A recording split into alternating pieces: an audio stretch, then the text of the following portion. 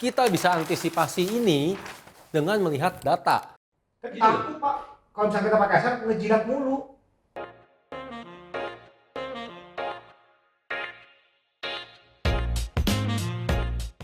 Yang harganya ditarik turun, itu bukan SL Hunter. Ini pembantaian massal. Nah, itulah timbul cara yang kedua. Ini memang udah jarang dilakukan karena banyak orang yang akhirnya ngeh. Jurusnya banyak. Banyak banget. banyak orang yang ngeh karena kok SL-nya berubah ya, atau SL dan dikasih jawabannya kayak tadi itu. Cara yang kedua yang banyak dilakukan adalah justru di close ordernya. Ordernya di close di harga SL. Ya kan? Kita kembali ke skenario tadi ya. Denny punya posisi buy di 1000 kan. Oke, SL di 900. Ya kan? Lalu sekarang marketnya udah lagi di 910 lah. Ya kan? Market udah bergerak di 910. Oke, tanggung dong. Tanggung, saya close aja langsung nih. Kan? Saya close di harga ini. Benar-benar di harga SL-nya. Ini saya kasih lihat. Kita lihat ya di sini ya. Nih, bahwa dealer itu tahu kita punya SL tadi. Yang kedua bukan cuma tahu, bunyi. Kayak alarm. Ada notifikasi ya. Nah, bunyi kan? Setelah itu dijemput aja duluan, dikejar duluan SL-nya. Tapi kan kalau beda dikit gitu ngapain sih Pak di... Oke, sekarang gini, Denny bayangin, SL bayangin, kalian semua coba bayangin. Kalau kita sedang trading udah mau kena SL, kan? Itu kan kelihatan warnanya merah kan, di bagian kolom SL kita warnanya merah kan. Oke, kita sama-sama tahu market itu kalau gerak, kadang-kadang kita kedip aja marketnya lari. Bener gak sih? Sekarang bayangin, kalau kita lagi ngeliatin, udah mau kena SL kan bawaannya was-was kan? Bener kan? Tahu-tahu hilang posisi kita. Posisi kita tahu-tahu hilang, setelah itu seakan-akan harganya kan masih ada di sini. Jadi kita tahu kan kita kena SL, setelah itu harganya balik. Bener gak? Reaksi spontan kita apa? Ini masih mau naik nih. Kita buy lagi kan? Iya. Karena justru merasa, wah baru kena SL kejilat doang, harganya langsung balik lagi nih. Langsung naik. Kita buru-buru buy lagi yang ada. Benar kan? Itu yang diharapkan sama dealer untuk terjadi. Ya kan? Yang kedua yang dealer harapkan untuk terjadi apa? Kalau kita kena SL kejilat doang, kan sekali, 2 kali, 3 kali kita mikir apa? Nggak usah pakai SL lah daripada Nggak usah dijilat pakai mulu. SL. Ya kan? Itu yang akhirnya kita, wah udah mendingan nggak usah pakai SL sekalian deh daripada kejilat kayak begini. Benar kan? Kalau udah nggak pakai SL, yang tadi tuh. Genosida. Ya kan? Atau yang ada lagi yang ketiga. Ada yang ketiga sekarang. Kalau Denny tadi nih bolak-balik kena nih SL. Lama-lama kesel sama broker ya kan? Pindah broker nggak? Iya. Pindah broker. Dalam artian sebenarnya udah diusir. Oh ini yang dimaksud ya? Ini diusir secara sebenarnya. langsung. Kan, kalau orangnya ngeh. Kalau nggak ngeh, ya sudah. Berarti serba salah dong Pak. Kalau misalkan saya pakai SL nih, kena SL Hunter. Ya. Kalau nggak pakai, kena yang tadi itu. Tetap lebih mending gunain SL. Kenapa? Ini sebenarnya kita bisa antisipasi nggak sih? Bisa. Kita bisa antisipasi ini dengan melihat data. Data apa? Pertama, ada yang namanya data tick per tick. Oke? Apa sih data tick per tick? Kan? Setiap pergerakan yang terjadi di forex itu disebutnya tick. Kan? Dan semua harga yang terjadi itu akan terekam secara otomatis oleh sistem, secara real time. Jadi di detik yang sama, bahkan di milisecond yang sama, itu bisa terjadi beberapa tick sekaligus. Dan semua itu terekam secara otomatis oleh sistem. Oke, sekarang kita kembali skenario yang tadi ya. Skenario yang pertama, yang harganya ditarik oleh dealer. Ya kan? Nah, inilah data tick per ticknya. Kita bisa lihat kan, ini harga yang terjadi secara real. Ya kan? Sementara harga yang terjadi disengaja, didorong oleh dealer, tulisannya dealer. Kelihatan langsung ada dealernya gitu. Benar kan? Iya. Ini yang disebut tick per tick. Ya kan? Sementara kita lihat yang skenario kedua sekarang. Skenario kedua di sini. Nah, di sisi klien, di sisi kita berarti kan. Ini kita kena stop loss di harga 1732.38. Di jam 17.01.15. Ya kan? 17.01.15. Ya kan? Oke. Kita lihat tick per ticknya sekarang. Tick per ticknya di 17.01.15. Ada nggak harganya?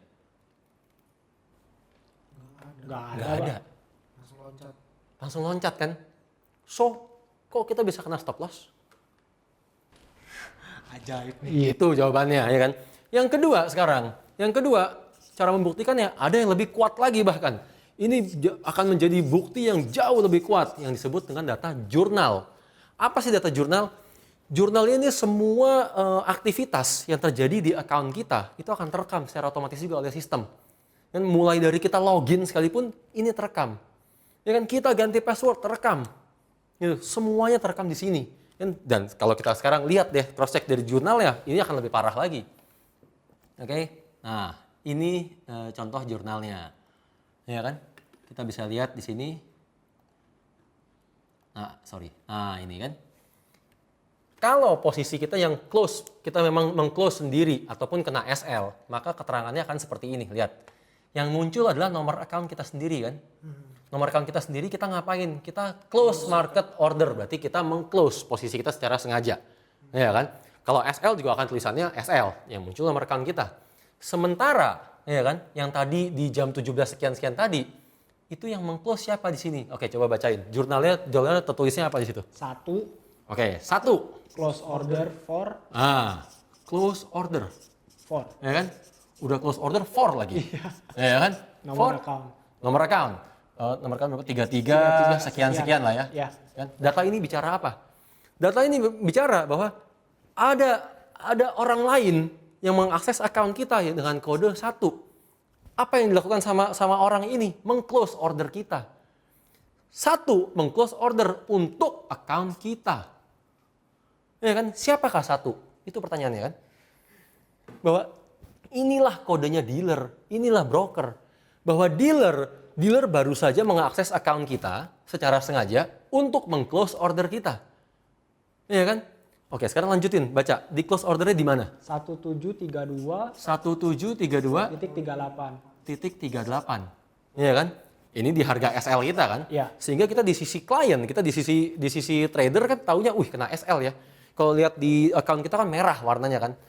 Lihat, baca yang dalam kurung sekarang. 1731.77 1731.77 oke. sama 1732 1732.07. 07. Tiknya sebenarnya ada di sini kan. Bahwa yang dalam kurung ini adalah bid dan ask. Yang sebenarnya terjadi. Harganya sedang ada di sini. Dan posisi kita close-nya di sini. Kok bisa? Itu pertanyaannya kan. Kok posisi kita close duluan nih, harganya aja belum ada.